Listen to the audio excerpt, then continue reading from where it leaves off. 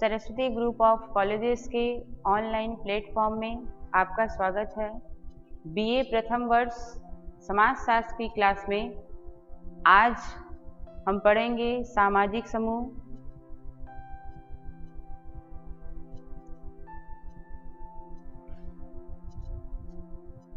सामाजिक समूह के अंतर्गत हम लोगों ने उसकी परिभाषा, उसका अर्थ, इनका अध्ययन हम लोगों ने किया था। आज हम जानेंगे सामाजिक समूह के अंतर्गत कि सामाजिक समूह के प्रकार कितने हैं। क्योंकि जब हम अर्थ को जान जाते हैं, किसी के अर्थ को जान जाते हैं या फिर उसकी परिभाषा को जान जाते हैं, तो परिभाषा के जानने के बाद हम उनके प्रकार को भी जानेंगे कि ये कितने हिस्सों में पाए जाते हैं।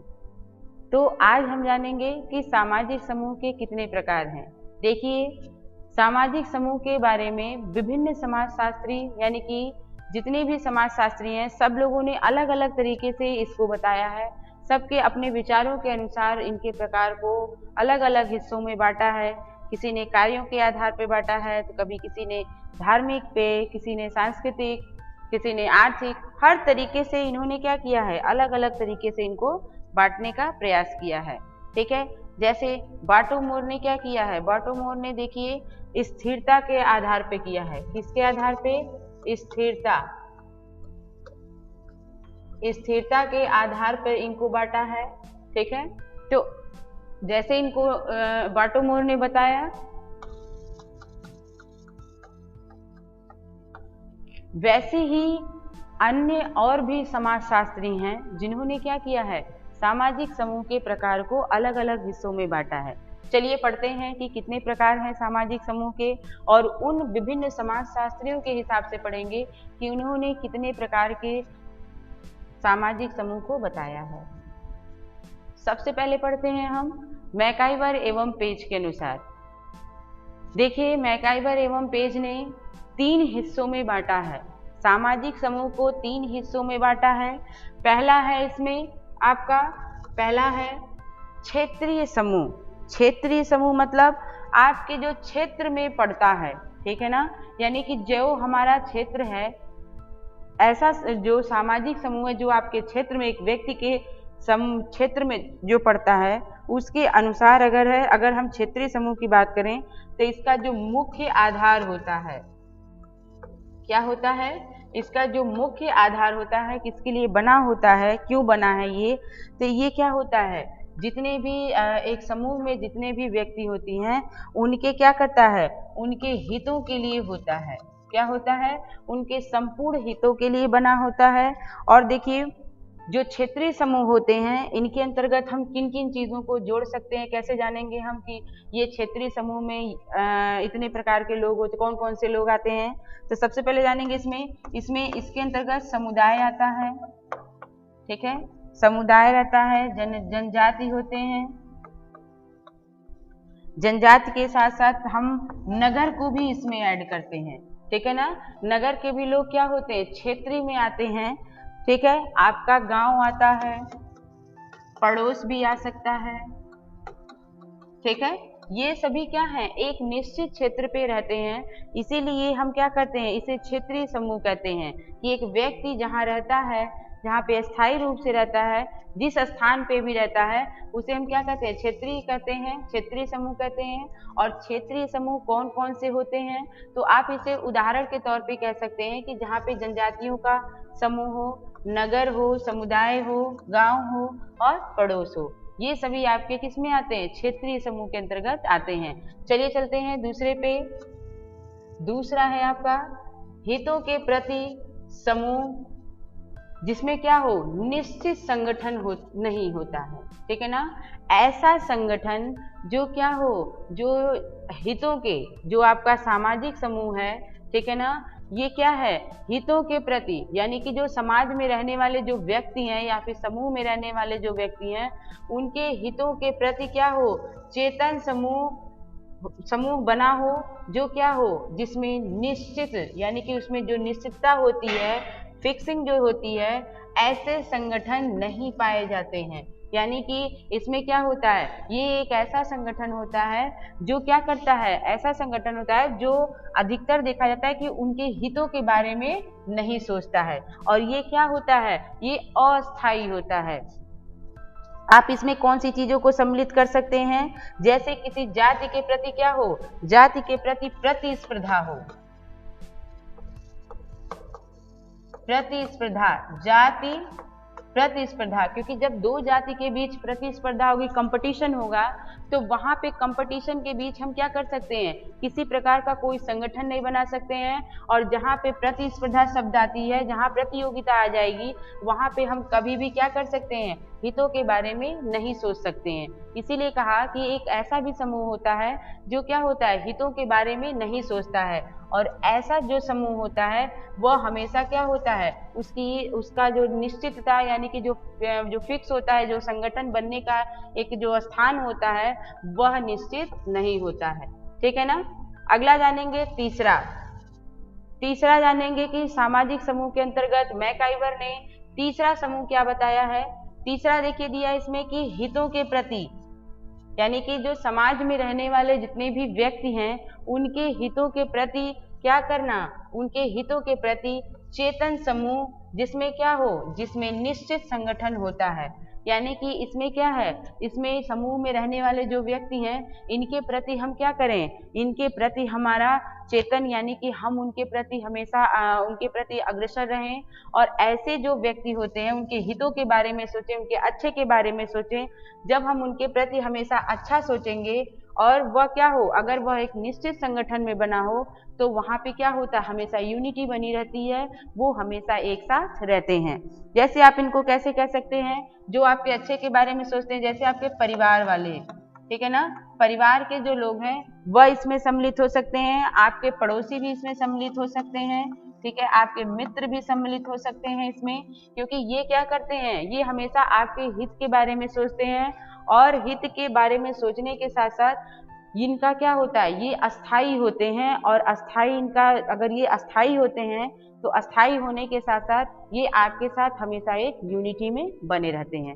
ठीक है ना, क्योंकि जो हमारे हित के बारे में सोचेगा, जो हमें अपनी पहली प्राथमिकता देगा हमारे जीवन में, या हमें देगा, वो हमेशा आपके साथ रहता है, और जो आपके बारे में नहीं सोचता है, हित के बारे में नहीं सोचता है, वह कभी भी आपके साथ नहीं रह सकता है।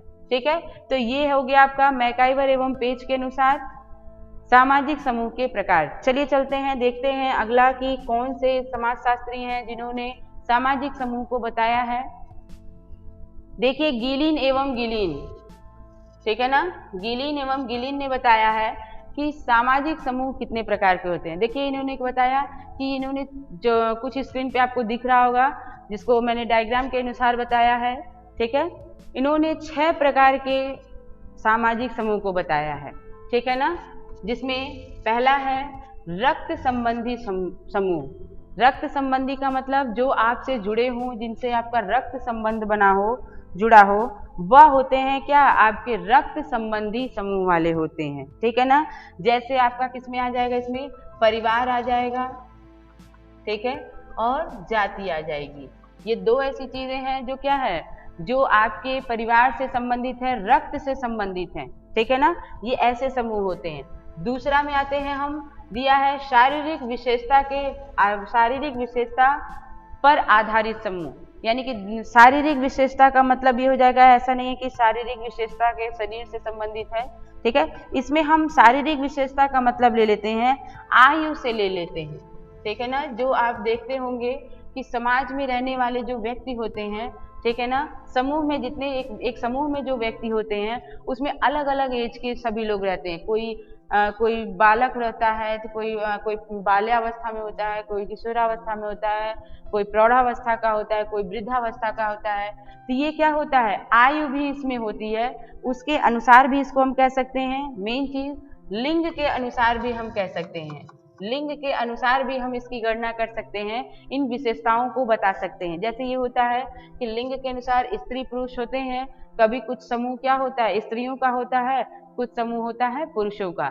तो हम शारीरिक अगर विशेषताओं के आधार पे देखें तो आयु लिंग कभी कभी हम देख भी सकते हैं कि प्रजाति के अनुसार भी हम क्या कर सकते हैं, प्रजाति के अनुसार भी हम इसे व्यक्त कर सकते हैं।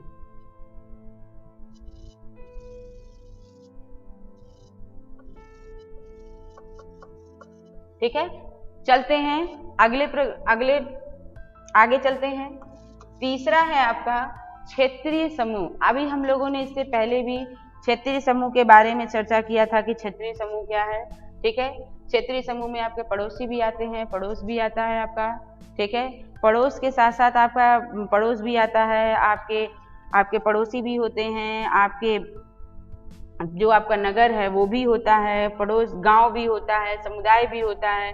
क्योंकि हम क्या हैं, जो वो हमारे क्षेत्र में होते हैं, वो हमारे पास होते हैं, वो स्थायी रहते हैं, इसलिए हम इन्हें क्या कहते हैं, क्षेत्रीय कहते हैं। तो इसमें भी हम उन्हीं को ही सम्मिलित कर सकते हैं क्षेत्रीय में, कि जनजाति के भी लोग हो सकते हैं। ठीक है, जनजाति समूह भी कह सकते हैं, आपके अपने राज्य को भी कह सकते हैं, राष्ट्र को भी कह सकते हैं। ठीक है ना, कि ये क्या है आपके, ये आपके क्षेत्रीय समूह के अंतर्गत आते हैं। ठीक है, नेक्स्ट है इसमें अस्थिर समूह। नाम से ही लगता है कि अस्थिरता, यानी कि अस्थाई नहीं दिखता है ये, जहाँ पे अस्थाई तो नहीं है, ऐसा समूह जो क्या है, कभी भी टूट सकता है, कभी भी बन सकता है। ठीक है ना, उसमें जो सदस्य हैं कभी भी वहाँ उसमें से निकल सकते हैं। ठीक है, कभी भी उसमें जुड़ सकते हैं, कभी संख्या बड़ी हो सकती है, कभी संख्या छोटी हो सकती है। ठीक है, तो ऐसी चीजों को हम क्या करते हैं, ऐसी चीजों को हम अस्थिर कहते हैं, जो क्या हो, जिसको जो अस्थाई ना हो। ठीक है ना, तो इसे हम कहते हैं अस्थिर। जैसे क्या होता है, जैसे होते हैं कभी कभी देखिए कि कोई अगर नेता होते हैं, अगर अपना भाषण देते हैं, ठीक है, तो वहां पे जो सुनने वाले जो श्रोता होते हैं, ठीक है ना, जो श्रोता होते हैं उनको भी हम इस अस्थिर समूह में सम्मिलित कर सकते हैं। क्योंकि जब हमें किसी की बातें समझ में नहीं आती हैं तो हम क्या करते हैं, उस भीड़ से हट जाते हैं। ठीक, कभी किसी की बातें हमको अच्छी लगती हैं तो हम उस भीड़ में सम्मिलित हो सकते हैं।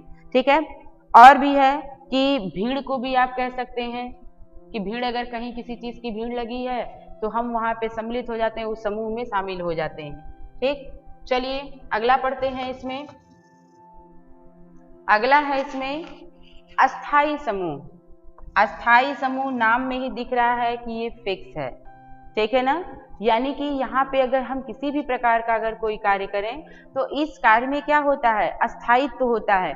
जो कार्य करते हैं उसको हम ईमानदारी से करते हैं, अस्थायी रूप से करते हैं, उसमें किसी प्रकार का कोई हस्तक्षेप नहीं होता है।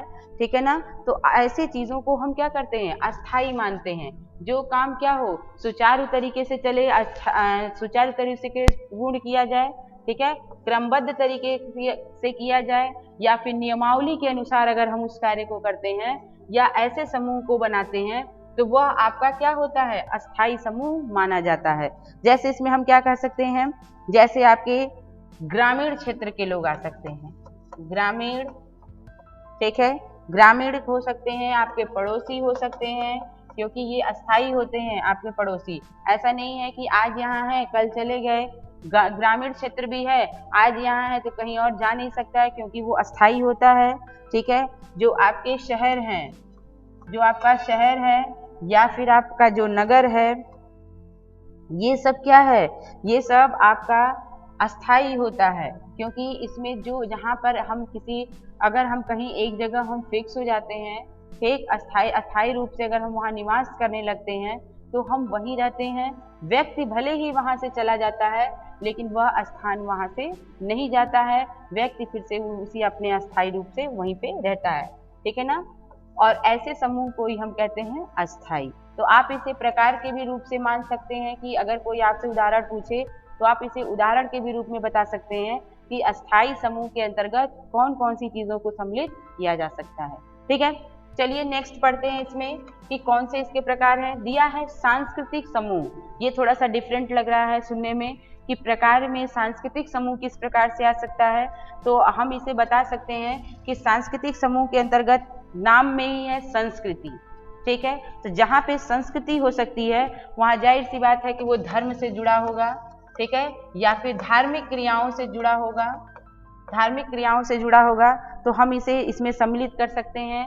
सांस्कृतिक में शिक्षा को भी दर्शा सकते हैं, जहाँ हमको ज्ञान का भंडार मिले, जहाँ पे हम से अच्छी शिक्षा मिले, जिससे क्या हो हमारी संस्कृति हमेशा निरंतर आगे बढ़ती रहे। ऐसे समूह को ही हम क्या कहते हैं, सांस्कृतिक समूह कहते हैं। ठीक है, तो संस्कृति भी इसमें सम्मिलित हो सकती है, ये धार्मिक चीजें भी सम्मिलित हो सकती हैं, शिक्षा के भी समूह को हम इसमें सम्मिलित कर सकते हैं। ठीक है, या फिर एक मनोरंजन से भी संबंधित चीजों को हम इसमें सम्मिलित कर सकते हैं। ठीक है ना, क्योंकि ये क्या करती हैं, ये आपको अस्थायी रूप प्रदान करती हैं।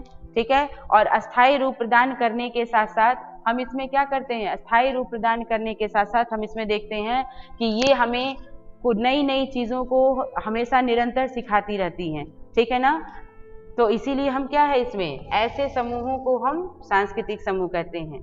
ठीक है, चलिए नेक्स्ट पढ़ते हैं। मिलर के अनुसार, देखिए मिलर ने 2 प्रकार बताए हैं इसके, कि 2 ऐसे प्रकार हैं जिनके माध्यम से हम क्या कर सकते हैं, सामाजिक समूह को बता सकते हैं कि सामाजिक समूह कौन कौन से होते हैं।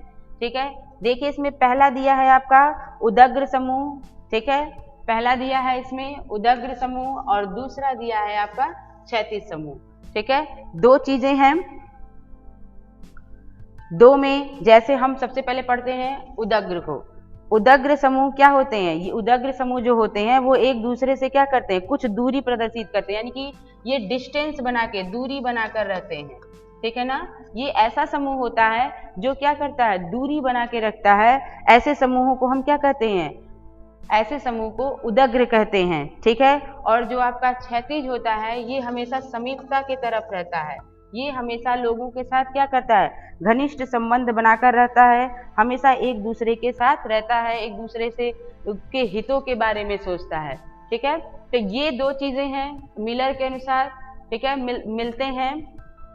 मिलते हैं नेक्स्ट वीडियो में, जानेंगे कि सामाजिक समूह से संबंधित और क्या चीजें हो सकती हैं। तब तक पढ़ते रहिए, धन्यवाद।